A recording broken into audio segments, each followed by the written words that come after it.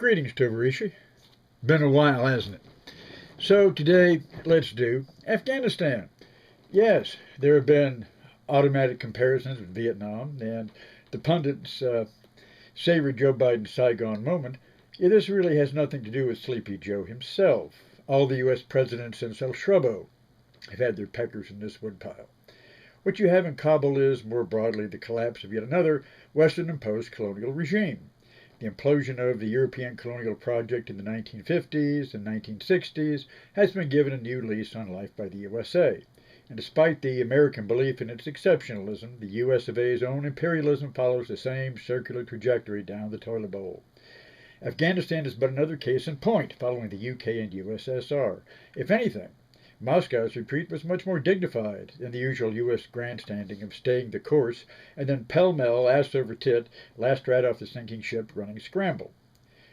The ones to really pity here are the white man's natives, the good Afghans who helped us in our colonial mission, from the restless, insurgent bad natives. Unfortunately, such is the fate of all collaborators with foreign occupation armies.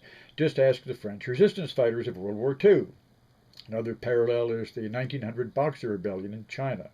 The foreign missions, present only for the good they could do to liberate Chinese women and girls, of course, were butchered by heathen insurgents and their convert mission natives with them. Such is the tragic scenario we'll likely see in the former U.S. colony in Kabul. Some of you may be puzzled as to why any of this should be coming to pass. After all, the U.S. spent trillions of big bucks in national development for the long haul.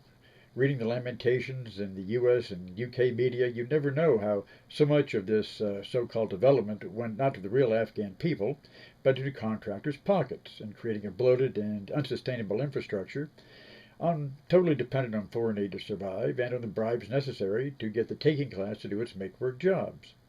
But even so, why? Why? Did the Taliban just come back and take it all back? Didn't the foolish, silly Afghans learn the first time around? Well, let's ask this basic question to baristas. What are the Taliban? Besides people, of course. Terrorists, fundamentalists, nuts with guns, an Asian NRA. Yes, but something much more basic, so obvious it won't occur to most of you right away. Give up? Why, tupaneros, the Taliban are Afghans, fighting in their own country against a foreign occupying power, growing ever more desperate, ever more lost, ever more brutal. And that is why they have inevitably won. Your army must go home at some point, though for a long time you did not believe so. They are home. The mission Afghans, caught in the middle, are the ones with the real existential crisis. I'm sure the big ones who fed off the U.S. sugar tit and the heroin trade and built those new huge mansions in Kabul with your money will be airlifted out to forced cheers of the media, and I'm sure the U.S. government will make a way for them, nail salons maybe, which it will never do for normal citizens trying to stay afloat in the COVID pandemic, like you, after all, of which strategic importance are you in the grand plan of the masters of mankind.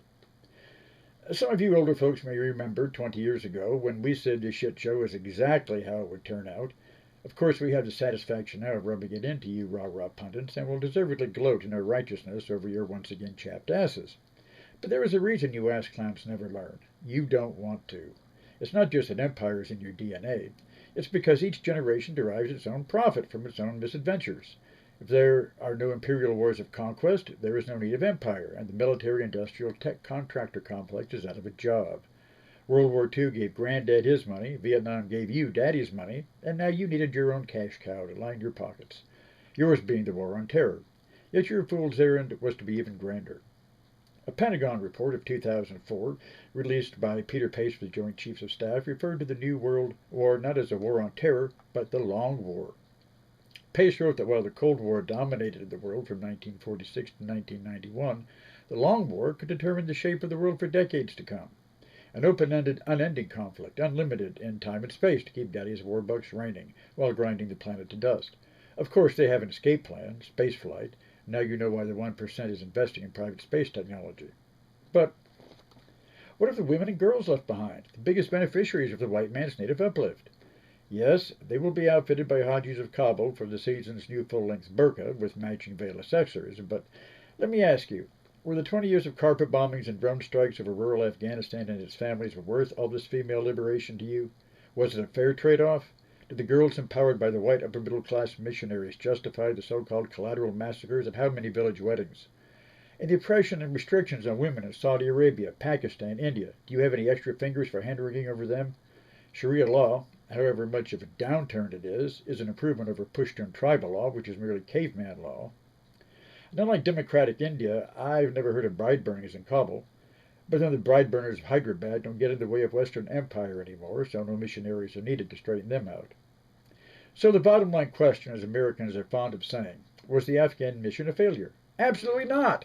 Because according to the S&P 500, the top 5 contractors saw stocks returning a 10-to-1 dividend, collectively for Boeing, Raytheon, Lockheed Martin, General Dynamics, and Northrop Grumman. If you had invested $10,000 in their stocks in September 2001, you'd be sitting on nearly $100,000 now. So, no, as far as Washington and Wall Street are concerned, the blood was worth it, and they got their dollars worth out of the place.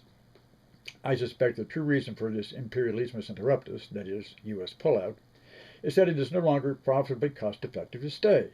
The more invested there, the less available there is for new markets globally. The more drain on resource allocation. Knock on the phone? Well, now, who could this be? Hello? Why, it's Rudyard Kipling. Well, pip pip and cheerio to you, old toff. What's that? You've got something to say to the Yanks about the white man's burden? Well, the Amaristanis do you stiff upper lippers one better. Since 9/11/01, they cry for themselves as the victims. They are the ragheads' burden. It's all the natives' fault for being natives and needing us in the first place. Just for that alone, they ought to be bombed.